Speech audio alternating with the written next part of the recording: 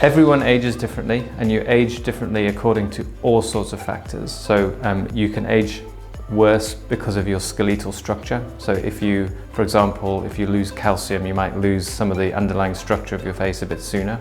So that's more common in women, to have bone thinning once you're over menopause.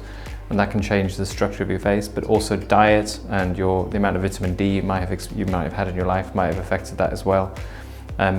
Then you've got on top of that the fat pads, and they all change differently. But the interaction between the fat pads and the bone is also interesting because, for example, if you have a very small recessed chin and this fat pad changes, it makes a big difference to how you look. Whereas Jennifer's always had a really good chin, and that's one way that people age better, is if you just so happen to have a stronger chin, it makes any changes in the fat pads here less likely to be visible.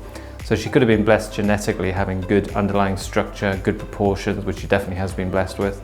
But then aging better partly because of health and wealth that goes with that. I think having a little bit of pigment in your skin does protect you from damage from UV light, but she's probably been aware of that as well. So if she's not someone who's gone out specifically to tan, which is unlikely, then she'll also have the benefit of much less wear and tear than people who go out to try and maintain a darker skin color. Stress hormones are a really big aging factor, and the higher you are in the social hierarchy, and obviously she's right at the top, the less sensitive she'll be to negative emotion, the less stress hormones are produced, because she's basically in more control. This is one of the benefits of wealth over a certain amount, is if she feels in control, she has less stress hormones, and that shows less on your face. It's certainly something you see on very stressed people. They tend to basically, unfortunately, show it more on their face. So stress can show on your face, and I'm not saying she hasn't had a stressed life, because everyone has stresses, but it could be at a different level that might overall have produced less cortisol, which might have caused less aging in her face.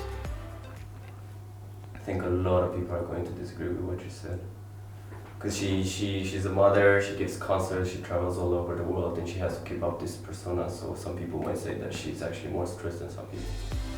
Yeah, I mean, the debate would be that she's in control of those factors, and she's got huge resources to solve her screaming children. Whereas if you live on a council estate and you've got 5 kids and you've got no money, like, you're worried about, you're sitting at home maybe not doing as much as her, but worrying about how you're going to pay for your kids' next school dinner. Like, it's a different kind of stress because you're out of control of it. Okay. So control is the key thing. I'm not to say she's not stressed, but she's like, there's a problem, solve it. I'm stressed again, solve that problem. I've got to go on this world tour. That's stressful, but I know I can tell people what to do all the way along. Maybe you can delete that if you think it's controversial. I don't really mind. I think she's less stressed than a council house mum.